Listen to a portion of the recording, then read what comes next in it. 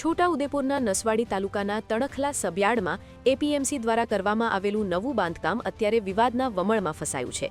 સાંકળ તણખલા જૂથ ગ્રામ પંચાયતના જણાવ્યા અનુસાર આ નવી દુકાનો પંચાયતની પૂર્વ મંજૂરી વગર બનાવવામાં આવી છે, જેને પગલે પંચાયત દ્વારા એપીએમસી સત્તાધીશો પાસે બાંધકામના આધાર પુરાવા માંગવામાં આવ્યા છે.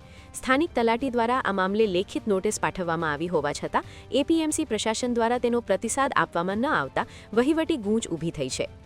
રજિસ્ટર્ડ પોસ્ટથી મોકલેલી ટપાલ પણ સ્વીકારવામાં ન આવતા હવે પંચાયત દ્વારા આ બાબતે તાલુકા વિકાસ અધિકારી અને ઉચ્ચ કક્ષાએ માર્ગદર્શન માંગતી લેખિત રજૂઆત કરવામાં આવી છે.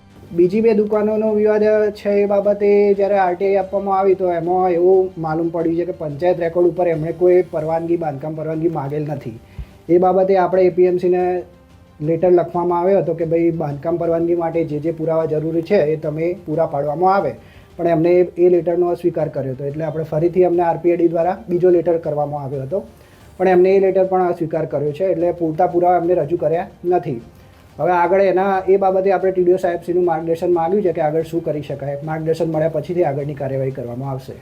જો એ સ્વીકારતા નથી અને એ પંચાયત પર પણ કોઈ પ્રકારની એમની અરજી હાજર નથી, એનો મતલબ એવો છે કે એમને બાંધકામ પરવાનગી માગેલ નથી.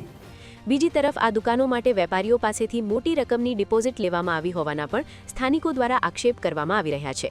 કોતરની જમીન પર બાંધકામ થયું હોવાની રજૂઆતોને પગલે હવે જમીન માપણીની પ્રક્રિયા પણ હાથ ધરવામાં આવી છે. હાલમાં એપીએમસી કચેરીમાં તાળા લટકી રહ્યા છે, ત્યારે ઉચ્ચ અધિકારીઓ આ મામલે તટસ્થ તપાસ કરે, દૂધનું દૂધ અને પાણીનું પાણી કરે તેવી માંગ ઉઠી છે.